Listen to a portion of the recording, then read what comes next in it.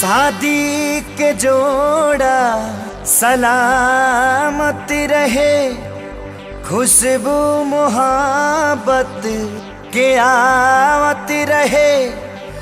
भगवान जिंदगी के हरे मोड़ पर नैया के फुलवा बरसावत रहे।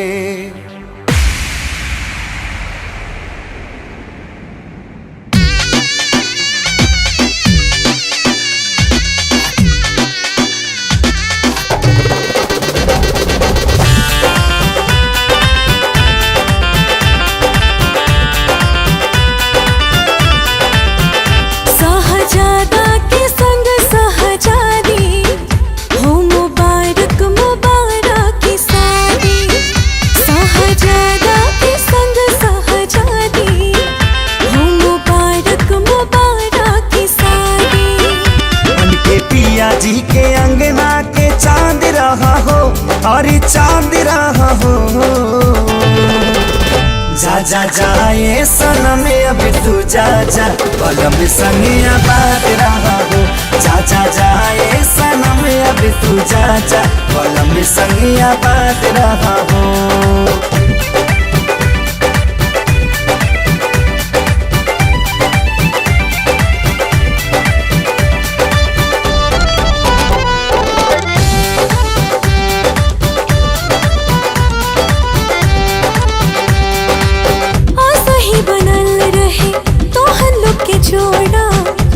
भगवान से पियावा तुहार माने तुह के सजनिया बढ़ के परान से।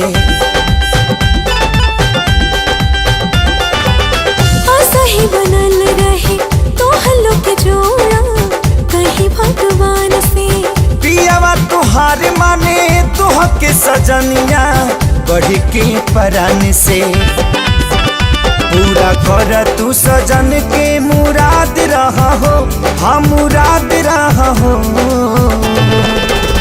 जा जा जाए सनम अब तू जा जा, पलम संगिया बात रहा हो। जा जा जाए सनम अब तू जा जा, पलम संगिया बात रहा हो।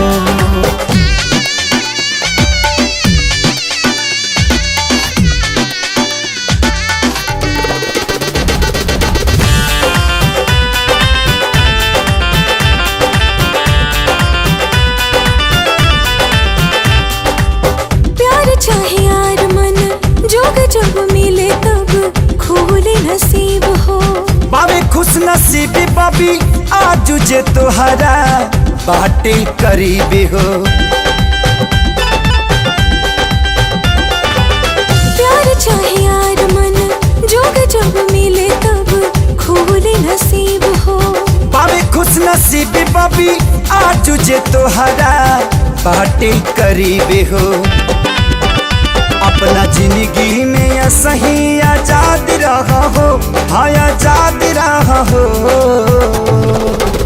जा जा जाए सनम अब तू जा जा, पलम संगिया बात रहा हो।